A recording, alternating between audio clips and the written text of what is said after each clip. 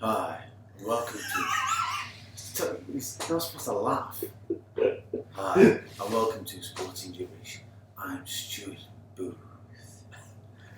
No, I'm Charles. I just thought I'd try something different for today. Yeah. Well, it was different, alright. Yeah, I think it's an improvement. It's different, alright. Sultry tones of Stuart Booth. Yeah, what a way to start. Has the heat got to you?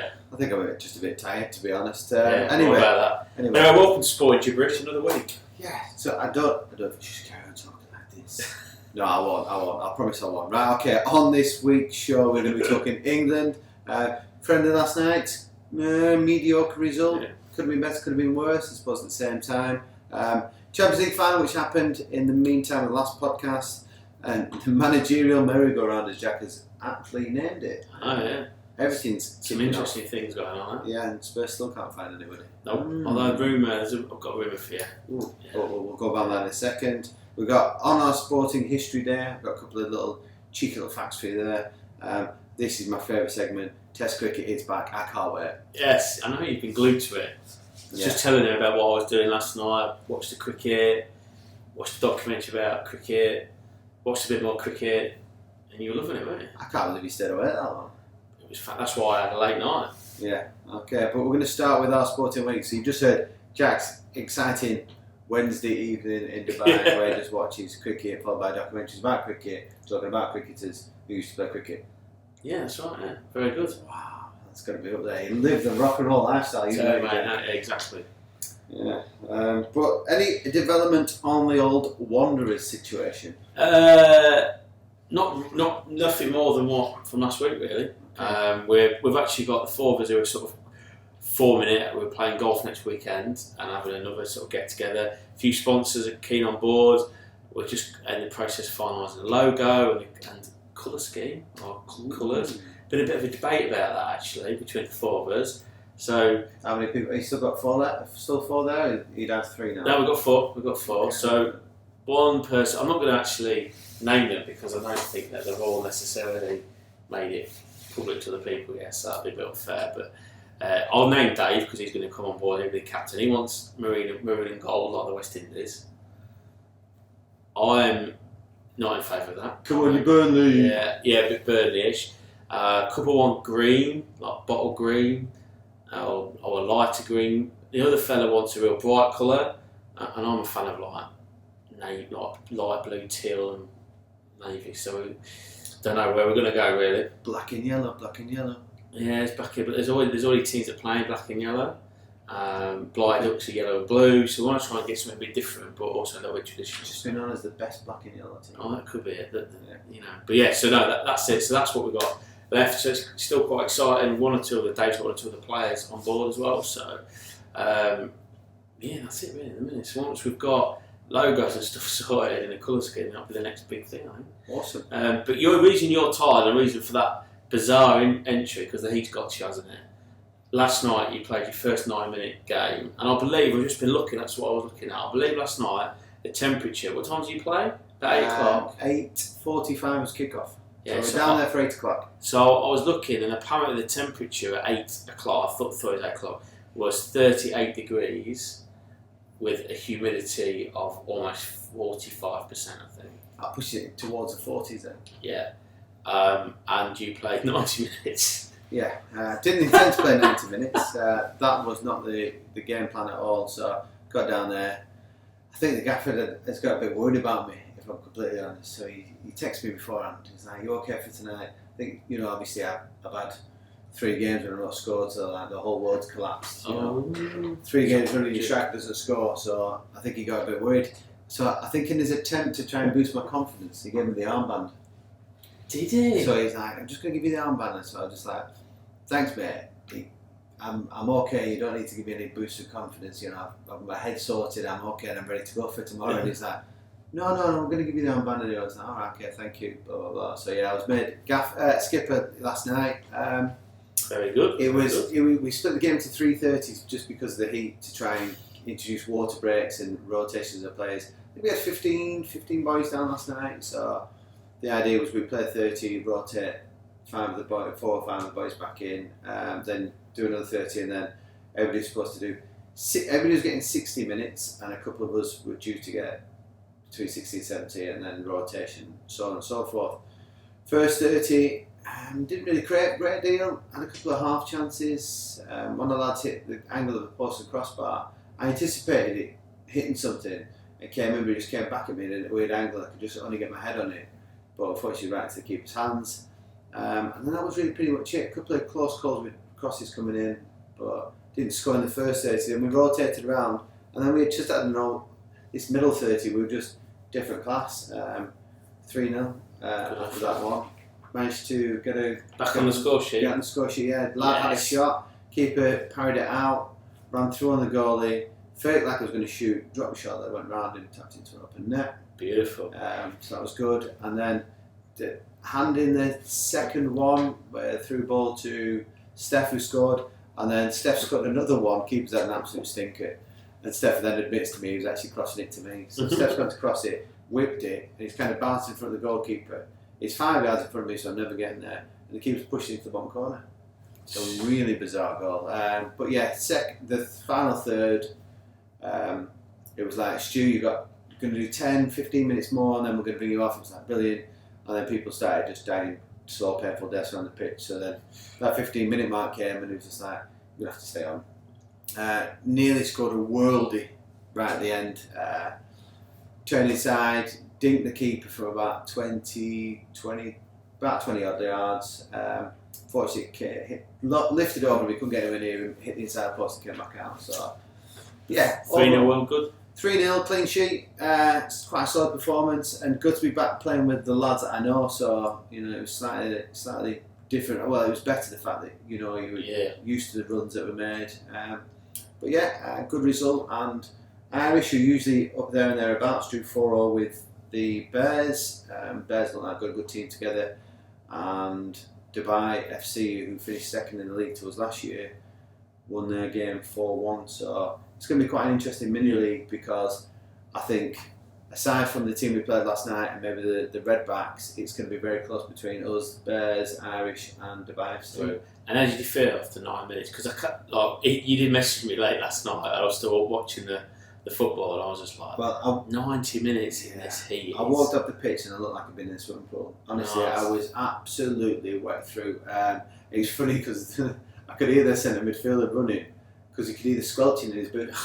I was about to say, because I went, albeit early, straight after work, me and Larks went for 45 minutes on the range at Trump there, and it was like, we're just beating, and obviously that's far less energetic than we would have been on a football field. So, good. You looking alright? Ready for tonight? Yeah, I'm a bit tired, but a couple of Red Bulls and I should be okay. There we go. Yeah, me and Jack are partaking with our friend Charlie Cook. Yeah. Oh, he's up for it, by the way. Yeah, a few shandies, shall we say?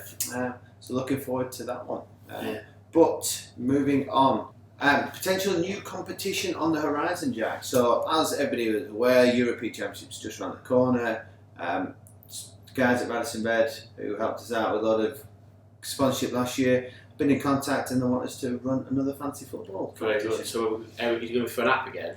Yeah, so it's run directly through the Euro app. It's slightly different to the Premier League in the fact that it is really weird. I think you list your squad very much like the Premier League, but during the games you can move players on and off the pitch. Right. So let's imagine that England played in the first game and you've got John Stones in, and England conceded a lot of goals and Stones not got very many points, and your other centre half hasn't played yet. You can move him in as a gamble. Right. But if Stones has scored 2 points, you then do a stick or twist. But again, limited numbers of players for your team, so you can only maybe pick 3 English players in the first round. But then as the competition goes on, you can then start adding more players from the same nation. Less noticed. Yeah. So. Oh, cool. So you're gonna put that out on our socials, yeah? Yeah, I'll get that. I'll get the link out there. Get it up and running. So yeah, we'll let you know about the prizes before next week. But yeah, start having a look at your teams. I'll put a link out there, and good luck. And again, thanks, Stuart. Yeah, I'm looking quite forward to the Euros. I don't know why. I don't know why. I don't know why. I think tournament football just gets us going, doesn't it? I'm just thinking like your evening usually consists of watching cricket, more cricket, and watching interviews of cricket. So yeah, you are going to be mega excited about starting football game coming up. No, I mean that's the culture. The less cultural side is the football. But I'm still looking forward to it. Yeah. But yeah, Stu actually sent us some pictures of Red. They've done it up on there. Yeah. They've actually got. Did you see it? They've got an actual wall chart. They've got a full-on wall chart of all the group games and then who goes to where. And I was like, he's still one of them bedroom. Yeah. Can you remember? Talking about them and. Can you remember the tabs you used to get for the Premier League and all that?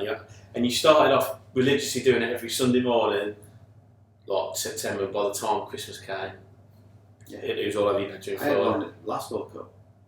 Very good. Yeah. And a panini book. We used to do another panini book. Well, funny story is when Harry was about 3 or 4, I got him a panini book. More for me. Even worse, one of my mates, Rick from back home, he just had a kid and he was like a baby and he got a panini book and he come round to ours with his swaps. Swaps it. I was like, Harry's like 4 or 5 but know what's going on and Rick's like, I've got these swaps and Rick had turned up with like a pack like 6 inches deep. When we were kids, we used to obviously me and my brother used to both have one and then our swaps my old man, obviously a PE teacher, used to take him to school and now the swaps is club at school. So we always completed it because he used to have all these kids and then buy strips. Brilliant. But I was rubbish at sticking them in. Always on an angle. So my dad just do it for me. OCD, we were all aboard. Rubbish. Anyway, should we move on to England squad then more on that rather than mix it up a little bit? Yeah, we'll cover the England and then we'll stick your cricket in the middle somewhere. So England squad was announced. He did what you thought he would do, announced his 4 right backs. Yeah. I think on a whole, from the players that were taken out, I think we expected. The only one that I potentially thought was a little bit, I might have had a bit more of a look at was Ward-Prowse, just for the simple fact. But then having seen how Bellingham played last night, was Ward-Prowse can be a little bit naughty, gets his foot stuck in and break play up a little bit, especially if Henderson's not 100%. You've got that ability. Plus, you've got somebody there that is, I don't say. Maybe he's not as glamorised as David Beckham is, but equally as good. Having scored as many free kicks as Beckham has in the Premiership season, so there is clear talent in his ability. I thought he would go because of that fact. I did honestly, but again, I think that was the indication that obviously Trent was going to go. And we'll see how his injury was from last night, but that's a different thing. But obviously Trent's going to be on there. But I think there is an argument. There's a case for Lingard to a degree. And I don't disagree with some of the pundits saying 4 right backs, 10 defenders. It is a lot of which only 4 are centre halves. It's a strangely balanced squad, but albeit I think it's quite exciting. Yeah. Because I don't think he's necessarily left anybody out of that 33 that he picked, or anybody else who's not in that squad that you could really say should be in it, or it's an absolute travesty they're not in it, or anything like that. Has he literally just gone, these are my best 26 players and just gone, doesn't matter what position you are, these are my best 26 players and gone, there you are? I think he has. And actually, is there anything on in that? No. As long as you've got cover in areas, and I think he's got plenty of cover in all areas, because if you look at centre-back cover, you've got Kyle Walker dropping there.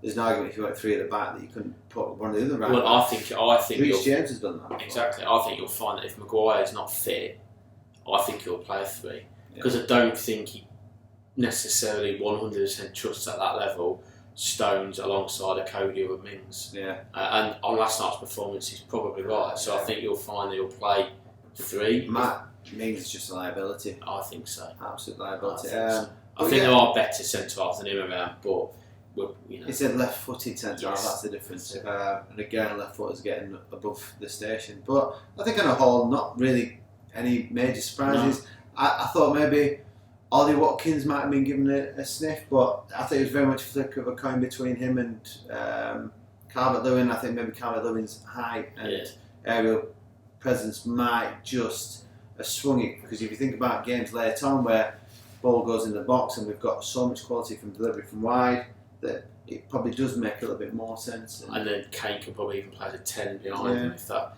Yeah, no real surprises. And I did watch the first half last night, and I thought we started, first 20 minutes, I thought we started well, and then seemed to sort of, dare I say, a little bit like watching Spurs this year, seemed to then regress and wanted to go backwards, sideways, instead of just carry on forward. I know that Austria sort of played that back 7 or whatever you want to call it, but you're going to come across that and you've got to just keep going. And I think what they did miss is what probably, and I thought Greece had a good game, and obviously Saka did well, but from out wide, is they missed runners beyond Kane. So when Kane dropped deep, there was nobody, and I guess that's hopefully where the likes of Foden, Sterling, Mason Mount will run from in midfield. Yeah, Sancho. Yeah. But I thought Grealish was playing pretty well. I only watched again. He got battered, didn't he? But I think the good thing about Grealish is that you imagine some games he is going to get somebody sent off because he has that really strange ability to look like the ball's just drifting away from him and then just get a toe on it to push it and then somebody comes and clobbers him. But he is going to get hit and they're managing his injury at the moment.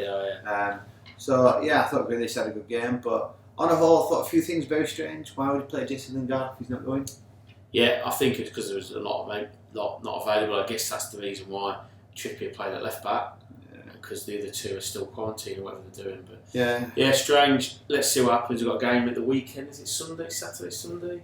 Yeah, it's Saturday against Romania, and it's at 8 o'clock. Well, that's a little bit better, isn't it? 8 o'clock at our time, so that's good news for us. While we're on it, we'll talk about, may as well get the Champions League in there. Yeah. He's just done an absolute job over him, hasn't he? Again, Has Pep tried to be too clever with regards to the midfield change and decision to not play either Rodri or Fernandinho and expect the other guys to be able to rotate and kind of do their job that they've been doing all year in the hope that they're going to push forward, but they just got missed out in midfield. And to be fair, Chelsea, it wasn't like I thought they'd strangle the game, didn't, went on the front foot.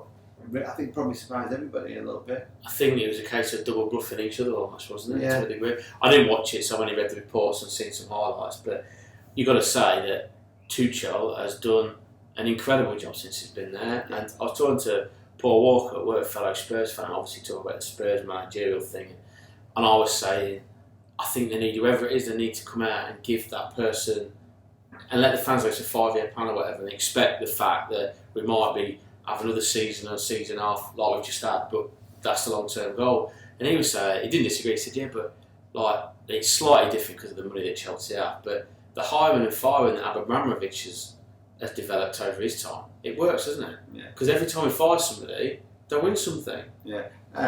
Was it not you that said it was a bit too early to get rid of Lamps? I did, yeah. I thought it was hard done too. I still think he probably was. I think if I remember rightly, it was a case of it's a cutthroat business, and if he pulls that money, he doesn't get what. And he's done no transfers and done exactly what Lamps should have done. And as much as a favourite ex-player comes along, it's nothing in comparison to experience. No, exactly. No, he's done a good job. I can't say I particularly like the character of him, but he's done a remarkable job. And the City have got to be disappointed with that. They've got to, because it was the chance for the treble. It was a real good chance of that double.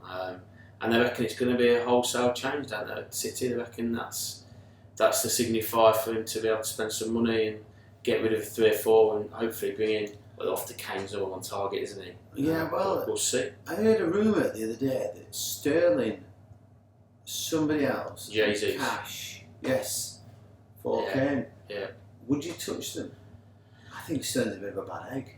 I think, and also, I'll be honest, I've never been, and this is what I've said before, I think even on this podcast, I don't think Jesus is a top-notch striker. And I know he's got, 2 if not 3 Premiership medals now, whatever he's got, but he's not a top-notch striker. And I think if it wasn't for the fact that Man City have had such good goal-scoring midfield players and wide players in like Sterling and Mahrez and Foden and De Bruyne and Silva and all that, when Aguero's been injured, they've been a real struggle state, I think. Yeah. And people say that's because they've got a good squad and that's the manager and fair play to you. So would I take that? If we're going to sell Kane, personally, we get as much cash as we can, because then we can use that to build what we need to build. Like you did with Bill. Well, yeah, hopefully a little bit better than that. But yeah, right. We shall see. I'll tell you what, we'll leave managerial merry-go-round for the time being. Let's stick in your Test cricket just to give the fans what they want. Of course they do. Well, it's back.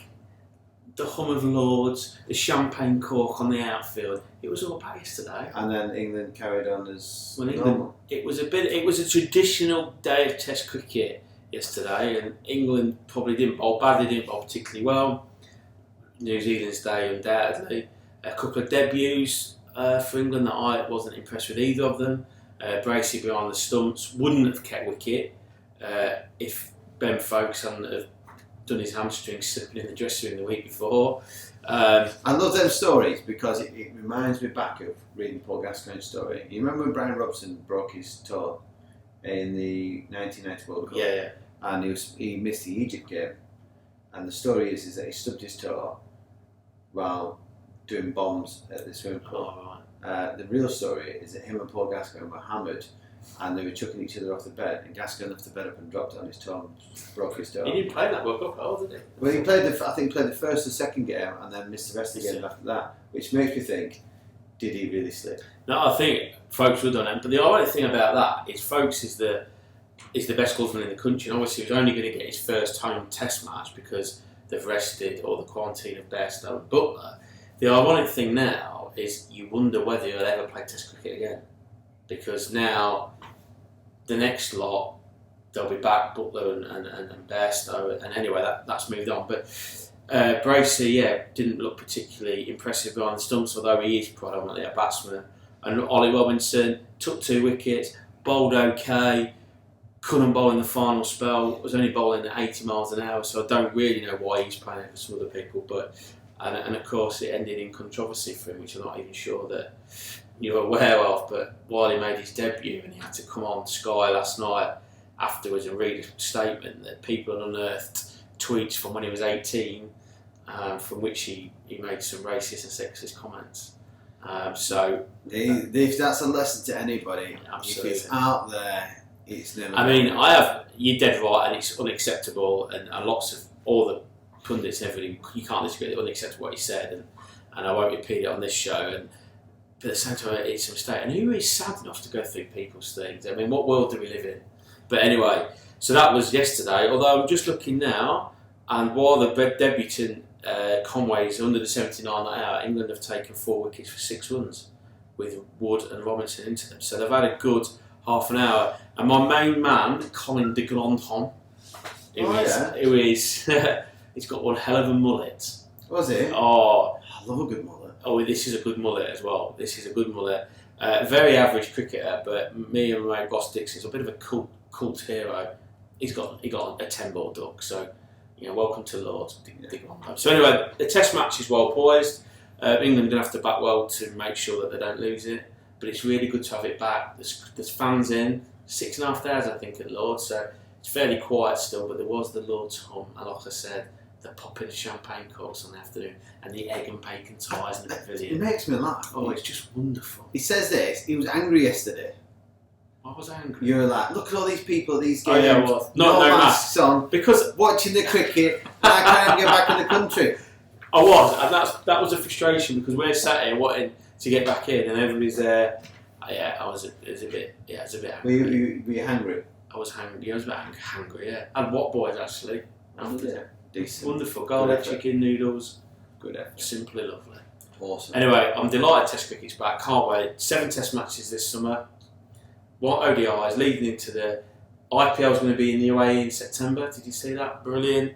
Then into the India T20, then the Ashes. It's cricket back to back, Stu, from now. It's so exciting. We'll change it by the end of it. You'll be sat here in a England T20 shirt. We'll see. It turns out my dad was sat watching cricket yesterday. He put his England polo top on. Good lad. He wears. Army. Yeah, he's probably a fruitcake army, more than like. Just out of interest, with the England-New Zealand game, you say it's finally poised.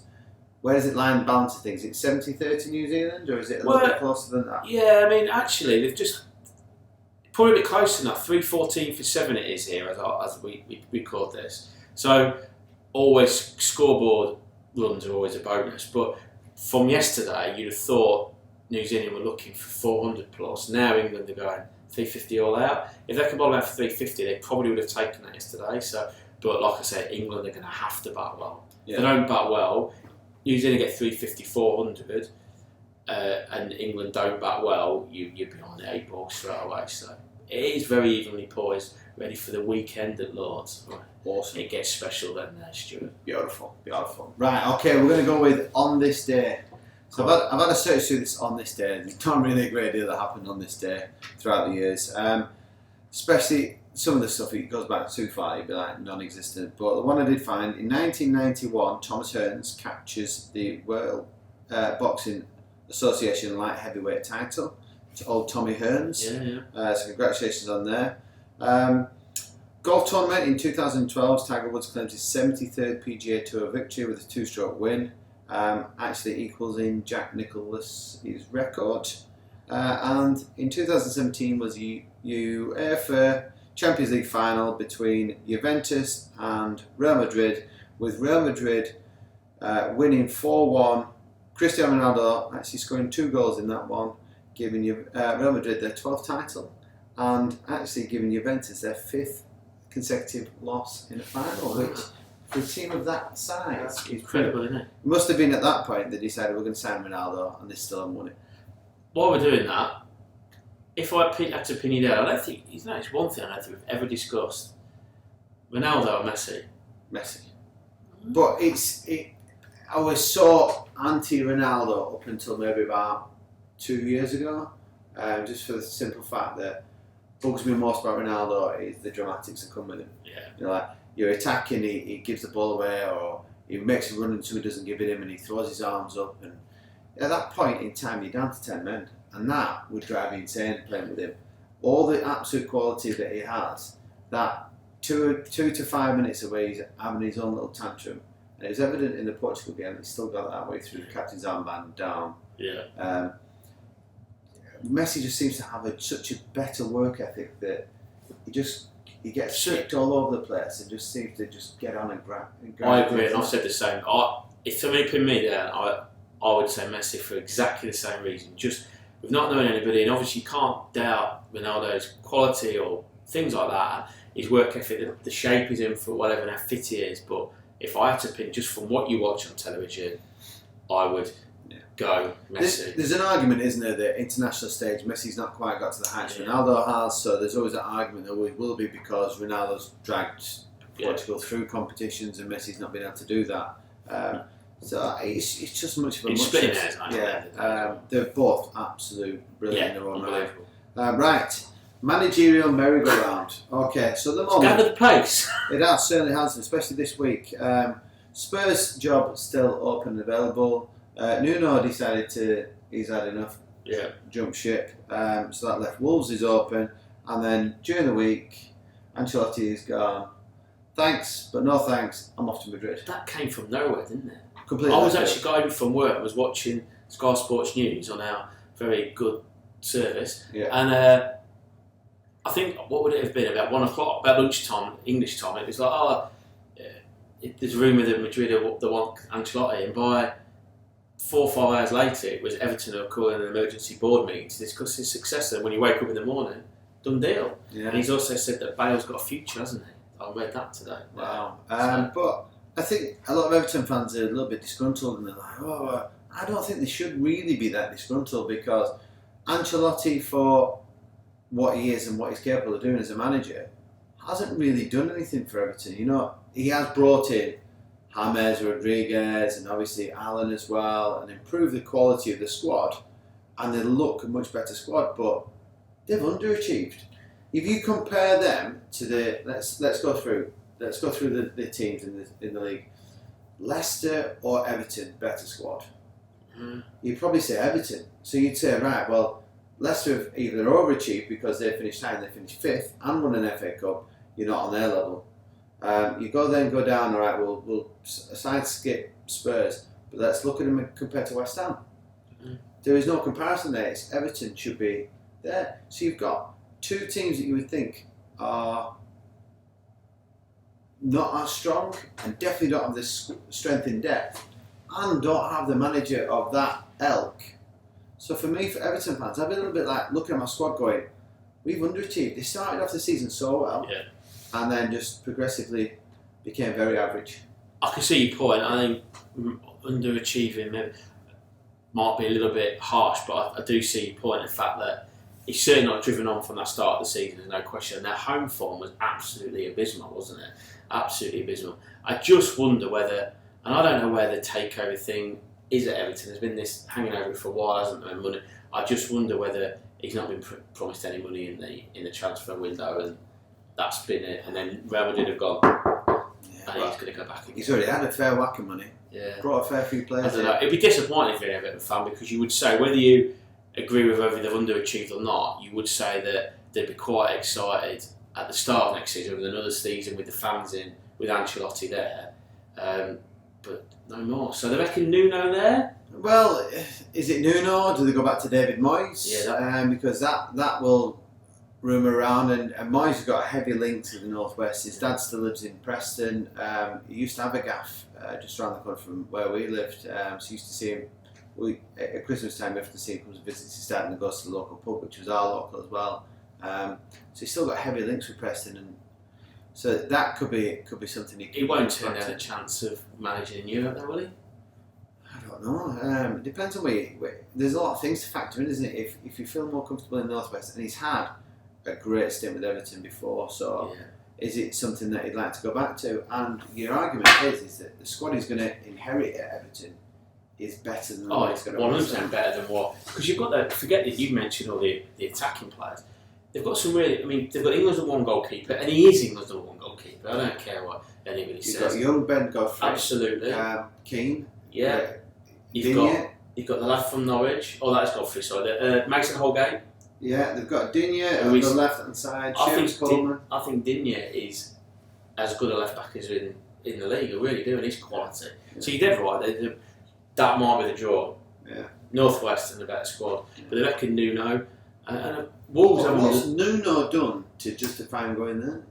Well, I think he got basically given a super squad in the Championship, which promoted itself. He had a good first season, average-ish season if you compare, where they didn't kick on and become better, and then really, really gone backwards in a team that is aging and very heavily relies on the centre forward, and then the two guys he bought to replace or to cover are not being good enough. I mean, I think it'd be a bit harsh there on him, but I think it's also the way he plays. I don't know, but he's the only one who's been linked that I've seen, and with Wolves, he's also been linked with Crystal Palace now, hasn't he?